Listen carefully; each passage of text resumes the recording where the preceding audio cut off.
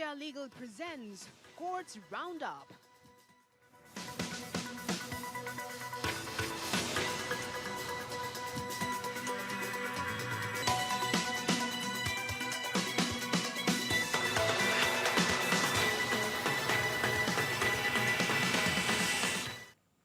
नमस्कार। Courts roundup में आपका स्वागत है और मैं हूं आपके साथ अंकिता सिंह। अगले आधे घंटे हम सुप्रीम कोर्ट, हाई कोर्ट्स और तमाम निचली अदालत में सुने गए केसों पर अपडेट देंगे।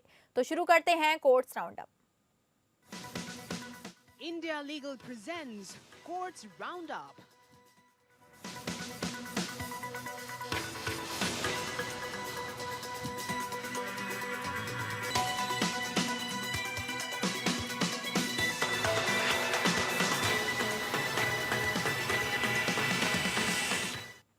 उच्चतम न्यायालय ने 5 कॉमेडियनों समय रैना, विपुल गोयल, बलराज, परमजीत सिंह घई, सोनाली ठक्कर और निशान जगदीश तंवर को दिव्यांग व्यक्तियों के लिए फंड जुटाने के लिए कार्यक्रम आयोजित करने का निर्देश दिया है।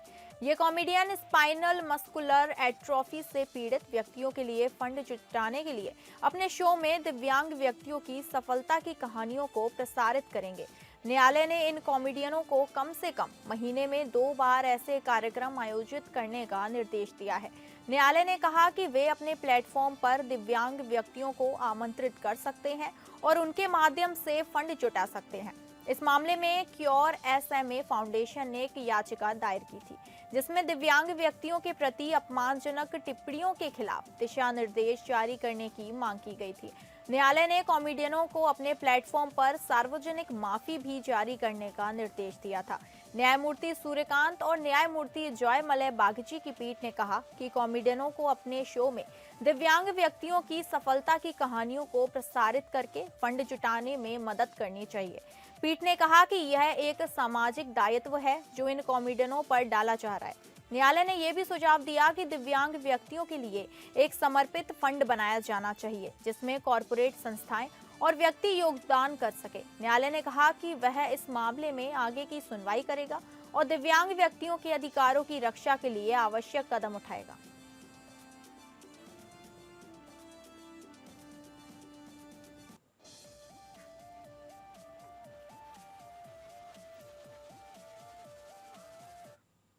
प्रधान न्यायाधीश भारत सूर्यकांत और न्यायमूर्ति जयमलय बागची की पीठ पॉडकास्टर रणवीर अलाहाबादिया और अन्य द्वारा दायर याचिकाओं पर सुनवाई कर रही थी, जिसमें इंडियाज गॉट लेटेंट शो में अश्लील सामग्री से संबंधित एफआईआर को चुनौती दी गई थी। इससे पहले पीठ ने ऑनलाइन अश्लीलता के खिलाफ दिशा निर्देशों पर विचार करने के लिए मामले के दायरे का विस्तार किया था। उच्चतम न्यायालय ने ऑनलाइन मीडिया के लिए एक स्वतंत्र और स्वायत्त निकाय की आवश्यकता पर जोर दिया था, जो ऑनलाइन प्लेटफॉर्म पर अपमानजनक, आपत्तिजनक या अवैध सामग्री को विनियमित करने के लिए जिम्मेदार होगा। न्यायालय ने कहा कि वर्तमान स्व विनियमन मॉडल प्रभावी नहीं है और एक स्वतंत्र निकाय की आवश्यकता है जो ऑनलाइन सामग्री को नियंत्रित कर सके। न्यायमूर्ति सूर्यकांत और न्यायमूर्ति जयमलय बागची की पीठ ने कहा कि ऑनलाइन सामग्री को नियंत्रित करने के लिए एक तटस्थ, स्वतंत्र और स्वायत्त निकाय की आवश्यकता है। पीठ ने कहा कि स्व विनियमन मॉडल प्रभावी नहीं है और इसके परिणाम स्वरूप ऑनलाइन सामग्री पर नियंत्रण नहीं हो पा रहा है। पीठ ने कहा कि ऑनलाइन सामग्री को नियंत्रित करने के लिए एक संवैधानिक निकाय की आवश्यकता है जो ऑनलाइन प्लेटफॉर्म पर सामग्री को नियंत्रित कर सके। पीठ ने कहा कि स्व विनियमन मॉडल के तहत ऑनलाइन सामग्री को नियंत्रित करने के प्रयास प्रभावी नहीं हो पा रहे हैं। न्यायालय ने कहा कि ऑनलाइन सामग्री को नियंत्रित करने के लिए एक प्रभावी तंत्र विकसित करने की आवश्यकता है जो ऑनलाइन प्लेटफॉर्म पर सामग्री को नियंत्रित कर सके। पीठ ने कहा कि ऑनलाइन सामग्री को नियंत्रित करने के लिए एक स्वतंत्र और स्वायत्त निकाय की आवश्यकता है जो ऑनलाइन प्लेटफॉर्म पर सामग्री को नियंत्रित कर सके। न्यायालय ने केंद्र सरकार को ऑनलाइन सामग्री को नियंत्रित करने के लिए दिशा निर्देश तैयार करने और उन्हें सार्वजनिक टिप्पणियों के लिए प्रकाशित करने का निर्देश दिया। पीठ ने कहा कि एक विशेषज्ञ समिति का गठन किया जाएगा जो ऑनलाइन सामग्री को नियंत्रित करने के लिए दिशा निर्देश तैयार करेगी।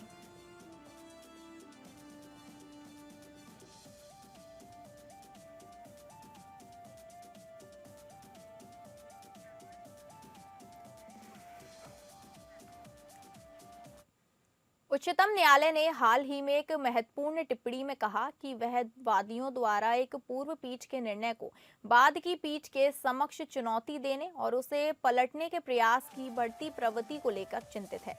न्यायालय ने कहा कि यदि इस तरह की प्रथा को अनुमति दी जाती है तो इससे अनुच्छेद 141 के उद्देश्य को कमजोर कर दिया जाएगा, जो उच्चतम न्यायालय के निर्णयों के अंतिमता प्रदान करता है। न्यायमूर्ति दीपांकर दत्ता और न्यायमूर्ति ऑगस्टीन जॉर्ज मस्सी की पीठ ने कहा, हाल के दिनों में हमने इस न्यायालय में एक बढ़ती प्रवृत्ति को दर्दनाक रूप से देखा है, जिसमें न्यायाधीशों द्वारा दिए गए निर्णयों को बाद की पीठ द्वारा पलटा जा रहा है, चाहे वे अभी भी पद पर हों या नहीं, और चाहे निर्णय दिए जाने के बाद कितना भी समय बीत चुका हो। पीठ ने कहा कि एक मामला जो पहले से ही निपटाया जा चुका है, उसे फिर से खोलने या पुनर्विचार करने की अनुमति नहीं दी जा सकती है, क्योंकि इससे कानून व्यवस्था में स्थिरता खतरे में पड़ जाएगी और उच्चतम न्यायालय के निर्णयों की विशेष प्राधिकरण को कमजोर कर देगा। इस मामले में एक आरोपी ने अपने जमानत की शर्तों में संशोधन की मांग की, जिसे पहले न्यायमूर्ति अभय एस ओका की पीठ ने अनुमति देने से इनकार कर दिया था। बाद में आरोपी ने न्यायमूर्ति दत्ता की पीठ के समक्ष एक और आवेदन दायर किया, जिसमें पूर्व पीठ के निर्णय को पलटने का प्रयास किया गया। न्यायालय ने आरोपी की इस याचिका को खारिज करते हुए कहा कि पूर्व पीठ के निर्णय को पलटने से न्याय बेहतर नहीं होगा।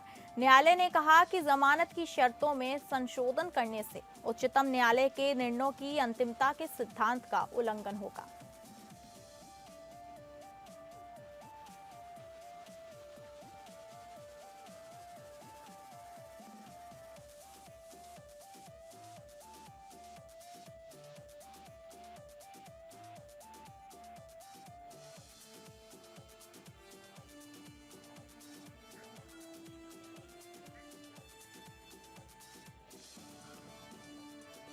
सुप्रीम कोर्ट ने दिल्ली के एएन झा डियर पार्क से राजस्थान में हिरणों को स्थानांतरित करने पर रोक लगा दी है।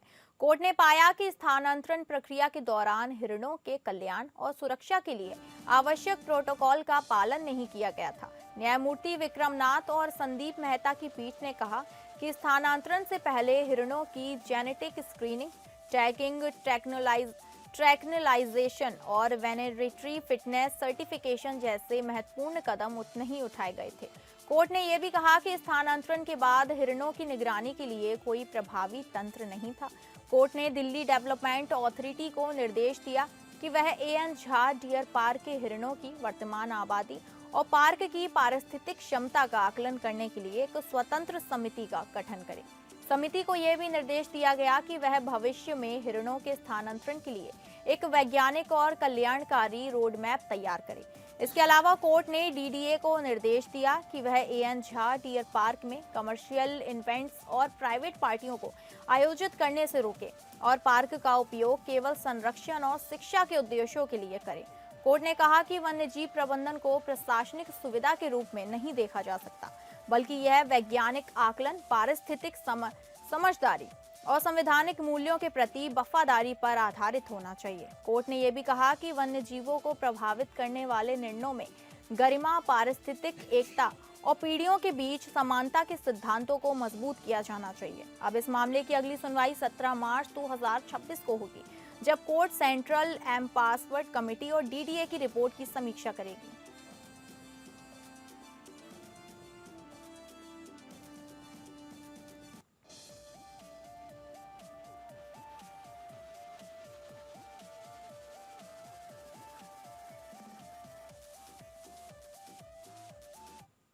सर्वोच्च अदालत सुप्रीम कोर्ट ने केंद्र सरकार की एक याचिका पर विचार करने का निर्णय लिया, जिसमें खनिज पर दिए गए एक निर्णय के खिलाफ पुनर्विचार याचिका पर जल्द सुनवाई की मांग की गई है। इस याचिका में केंद्र सरकार ने कहा है कि 9 न्यायाधीशों की संविधान पीठ के उस निर्णय को चुनौती दी गई है, जिसमें राज्यों को खनिज अधिकारों पर लगाने का अधिकार दिया गया है। सॉलिसिटर जनरल तुषार मेहता ने अदालत को बताया कि इस मुद्दे के व्यापक प्रभाव हैं और इसका देश के संघीय ढांचे पर प्रभाव पड़ता है। उन्होंने कहा कि हर राज्य में खनिजों की कीमतें अलग अलग होंगी, जिसका अंतर्राष्ट्रीय प्रभाव पड़ेगा। प्रधान न्यायाधीश सूर्यकांत ने कहा कि वह जनवरी 2026 से 9 न्यायाधीशों की संविधान पीठ की सुनवाई शुरू करने की योजना बना रहे हैं। लेकिन अभी इस पर अन्य न्यायाधीशों से चर्चा नहीं हुई है। इस मामले में सुप्रीम कोर्ट ने जुलाई 2024 में एक महत्वपूर्ण निर्णय लिया था, जिसमें कहा गया था कि खान और खनिज विकास और विनियमन अधिनियम राज्यों की खनिज अधिकारों पर रोक लगाने की शक्ति को कम नहीं करता है। अदालत ने कहा था कि राज्यों को खनिज अधिकारों पर कर लगाने का अधिकार है और इस अधिकार को केवल संसद द्वारा लगाई गई सीमाओं द्वारा ही प्रतिबंधित किया जा सकता है। अदालत ने यह भी कहा था कि रॉयल्टी का भुगतान खनिज अधिकारों पर नहीं है और इस पर लगाई गई सीमाएं संसद की कर लगाने की शक्ति को प्रभावित नहीं करती। इस निर्णय के खिलाफ पुनर्विचार याचिकाएं दायर की गई थी, जिन्हें अदालत ने खारिज कर दिया था। अब केंद्र सरकार ने एक पुनर्विचार याचिका दायर की है, जिसमें इस निर्णय पर पुनर्विचार करने की मांग की गई है।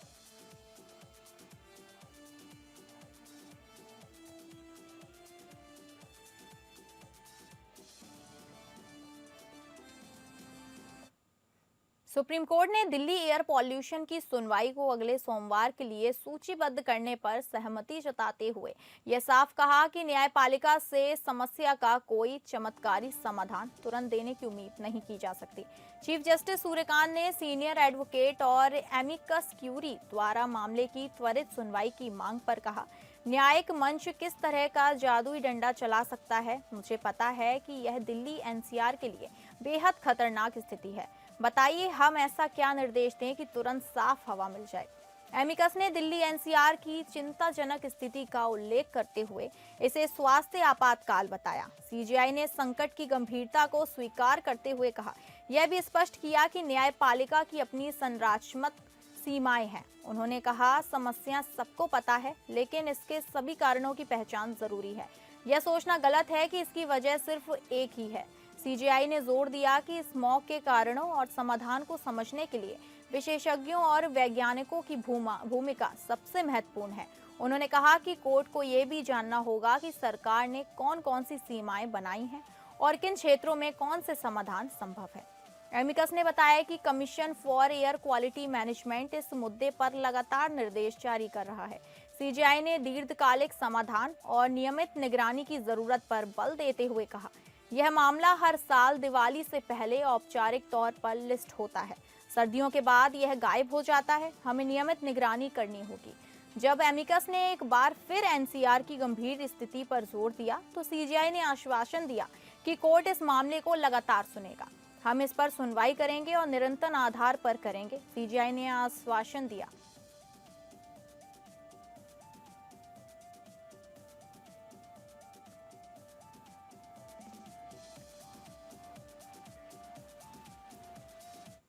दिल्ली हाई कोर्ट में नेटफ्लिक्स ने कहा है कि आर्यन खान का शो बैट्स ऑफ बॉलीवुड की अंदरूनी कहानियों को दिखाता है और यह उद्योग की समस्याओं पर व्यंग्य करता है।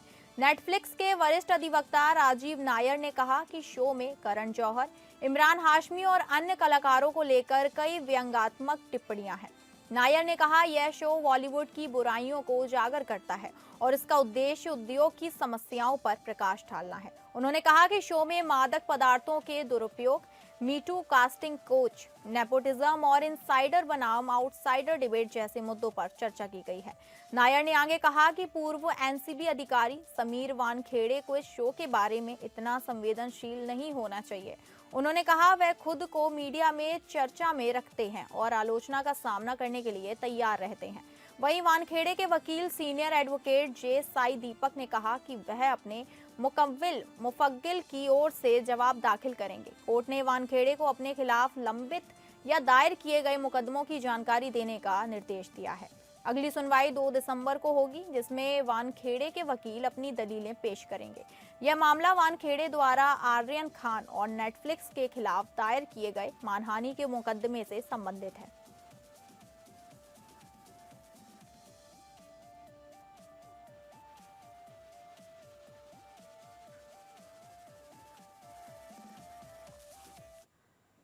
दिल्ली हाईकोर्ट ने अभिनेता अजय देवगन के डीप फेक वीडियो को हटाने का निर्देश दिया है, जिसमें उन्हें महिला कलाकारों के साथ अश्लील तरीके से दिखाया गया है। कोर्ट ने हालांकि अन्य सामग्री को हटाने का निर्देश देने से इनकार कर दिया है, जिसमें देवगन की तस्वीरें थीं। न्यायमूर्ति मनमीत प्रीतम सिंह अरोड़ा ने कहा कि इस फैन पेजों को कुछ छूट दी जानी चाहिए। लेकिन अश्लील सामग्री को हटाया जाना चाहिए। कोर्ट ने कहा कि देवगन को पहले यूट्यूब को पत्र लिखना चाहिए था और अश्लील सामग्री के खिलाफ शिकायत दर्ज करनी चाहिए थी। देवगन के वकील प्रवीण आनंद ने कोर्ट को बताया कि अमेज़न पर देवगन के नाम और तस्वीर वाले पोस्टर और टी-शर्ट बेचे जा रहे हैं। कोर्ट ने कहा कि देवगन की तस्वीरों के सरल प्रजन को हटाने का आदेश नहीं दिया जा सकता है, लेकिन गहरे फेक और अश्लील सामग्री को हटाया जा सकता है। कोर्ट ने अश्लील सामग्री को हटाने का आदेश देते हुए कहा कि देवगन के अधिकारों की रक्षा करना आवश्यक है। कोर्ट ने मामले की अगली सुनवाई 26 दिसंबर को निर्धारित की है और ऑनलाइन प्लेटफॉर्मों को देवगन की शिकायतों को दूर करने का निर्देश दिया है। देवगन ने अपने मुकदमे में दावा किया है कि उनकी अनुमति के बिना उनकी तस्वीरों और नाम का उपयोग करके गहरे फेक वीडियो बनाए जा रहे हैं और उन्हें बदनाम किया जा रहा है। उन्होंने अपने प्रदर्शन के नैतिक अधिकारों की रक्षा के लिए कॉपीराइट अधिनियम के प्रावधानों को लागू करने की मांग की है।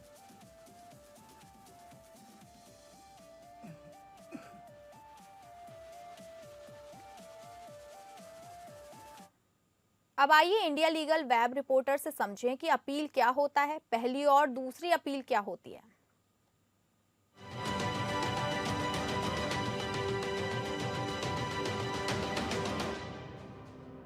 कभी कभी कोर्ट का डिसीजन हमारे फेवर में नहीं आता, लेकिन इसका ये मतलब नहीं कि मैटर खत्म हो गया हो।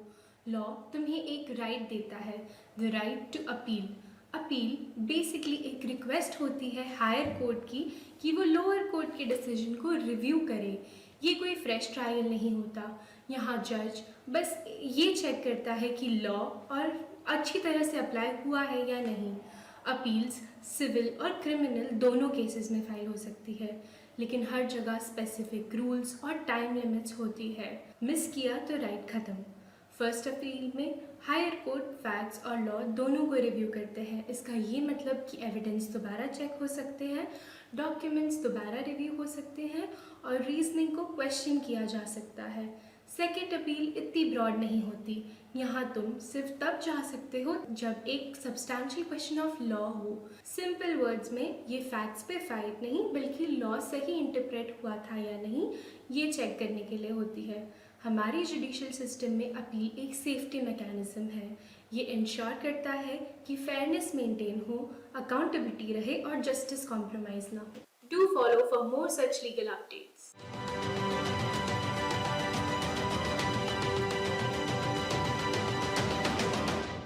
फिलहाल कोर्ट्स राउंडअप में बस इतना ही। नमस्कार। India Legal presents Courts Roundup.